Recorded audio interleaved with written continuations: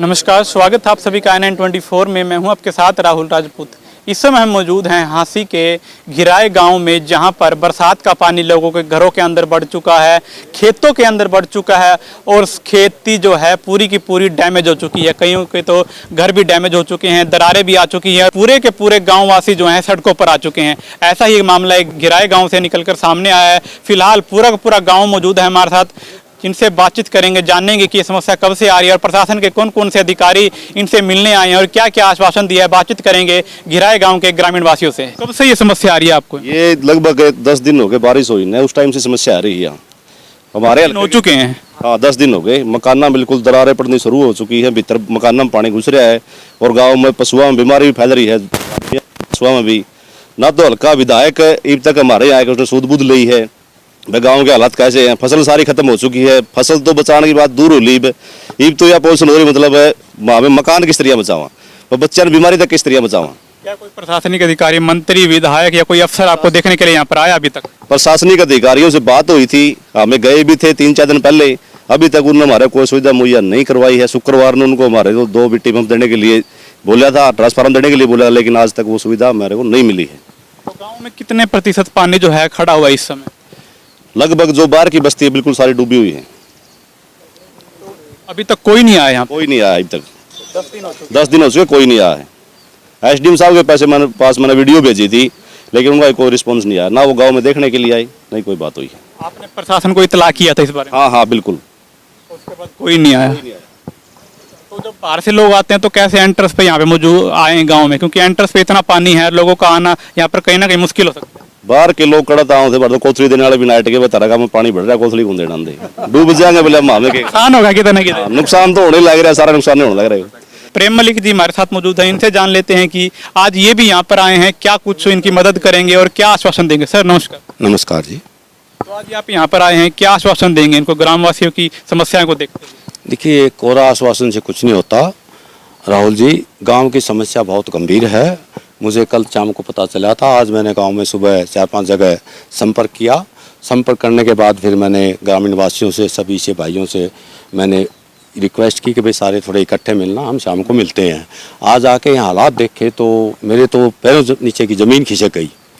देखिए, जहाँ से एंट्री की वहीं से पहले तो आपका ग्रेन मर्चेंट का जो अपना जो ग्राउंड है अनाज मंडी का, वो सारा डूबा हुआ था। उसके बाद हमने देखा स्टेडियम सारा डूबा हुआ था। उसके बाद मैंने देखा स्कूल सारे बंद थे। उसके बाद फिर आगे आए तो मकानों के अंदर भी पानी गया हुआ है।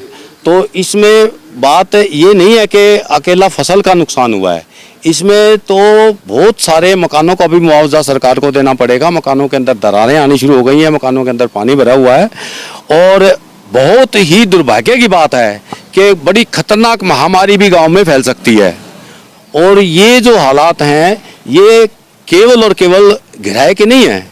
देखिए, घिराए से शुरू हो जाइए आप, चानोत, भाटड़ा, आज मैं गया था, थुराना, कुंबा, जमावड़ी, उधर से आपका खरकड़ा, भाटोड़, जीतपुरा, सोरखी, गढ़ी, आज मैंने सारे गांव का दौरा किया था। लगभग 15 गांव जो हांसी ब्लॉक में आते हैं उनके अंदर बहुत भारी तादाद में पानी भरा हुआ है। पानी मकानों तक गया हुआ है, मकानों का गिरने का डर है, जान माल का नुकसान होने का डर है, महामारी का डर है।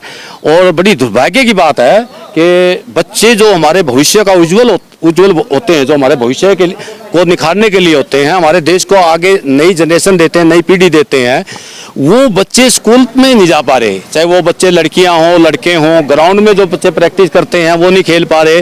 जैसे आप देख रहे हैं ये गाड़ी जो ना किस तरीके से निकल के जाएगी, वो साइकिल पे बच्चे आ रहे हैं। एक बुजुर्ग अभी जूती निकाल के पैदल ही आ रहे थे बेचारे, धोती को ऊपर उठा के।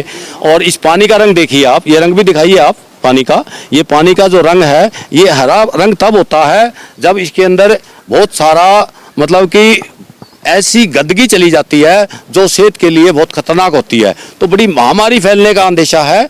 मैं आपके माध्यम से हमारे हांसी प्रशासन, हिसार प्रशासन, हमारे लोकल विधायक, हमारे लोकल MP, हमारे डिप्टी CM और हमारे CM और यहाँ तक कि हमारे प्रधानमंत्री से मैं प्रार्थना करना चाहता हूँ कि इस मुद्दे का जल्दी से जल्दी निवारण हो 1-2 दिन में, वरना ये जो ग्रामीण वासी हैं 15 गांव जो मैंने गिनाए हैं लगभग, ये सारे के सारे इकट्ठे होके अगर कल को एक जन आंदोलन का रूप देते हैं तो उसके लिए केवल और केवल हरियाणा सरकार और हिसार हांसी प्रशासन जिम्मेवार होगा। 10 दिन हो चुके इस समस्या को और प्रशासन को इतला करने के बाद भी प्रशासन का कोई भी अधिकारी यहाँ पर मौजूद नहीं है, ना ही कोई आया है ग्रामवासियों को कहना। तो क्या मानते हैं कि कहाँ पर कमी मानी जा रही है? देखिए, कुंभकर्ण 6 महीने के लिए सोता था, ये 3 महीने तो हमारा प्रशासन भी नहीं जागेगा।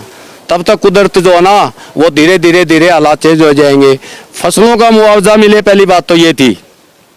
जो हमारी फसलें लगी हुई थी दोबारा लगाएंगे। 1 एकड़ पे करीब 4000 की दवाई डलती है, 4000 रुपये लगती है। 4000 का जो है ना इसमें पौध बीज भी आते हैं। कम से कम 15,000 तो ये लागत होता है। 5-4 हज़ार और लगा के 18-20 हज़ार रुपये 1 एकड़ पे पड़ता है। वो सारे के सारे दोबारा कब लगेंगे? सीजन निकल जाएगा, वो टाइम से नहीं लगेंगे, आगे फसल नहीं होगी।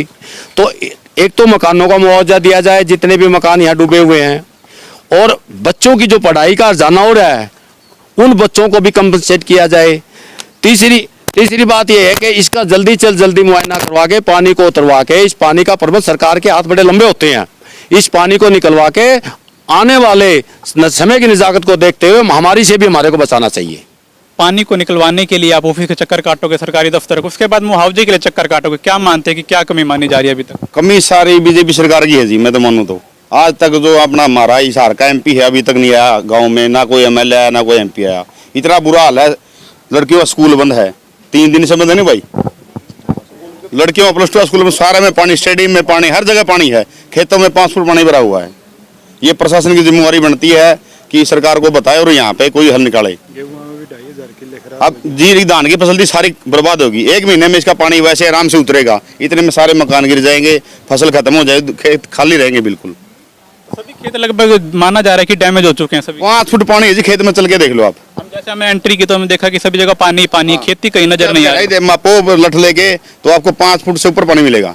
तो जैसे हमने एंट्रेंस किया तो कुछ ऐसे घर भी थे जिसके चारों तरफ पानी पानी था, घर में आने जाने का एंट्रेंस भी नहीं था। चुबारा बरने लगे जी, नीचे तो उतर देगा, बेचारे क्या करें। खेतों में जो है ना, जितने भी खेतों में रहते वो सब गांव में आ गए, कोई परस में, कोई भाईचारे के अंदर। अच्छा, एक ये समस्या ना अभी तक की नहीं है।